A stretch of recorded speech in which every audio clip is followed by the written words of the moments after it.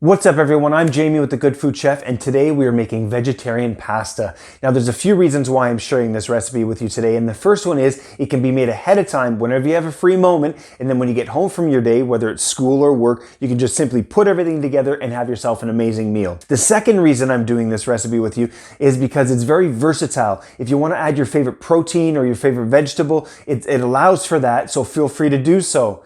And the third reason, which is the most important reason for me, is I have a hard time eating all those pre-made sauces you find on the grocery store shelves. The reason is they have all those chemicals and preservatives in them, and it really makes me feel uncomfortable while I'm eating them. So by making your own sauce, you can avoid all of those problems. If you hadn't already done so, hit the subscribe button, make sure you turn on notifications, and of course share the video. I'm Jamie with The Good Food Chef. I'm excited, so let's get this.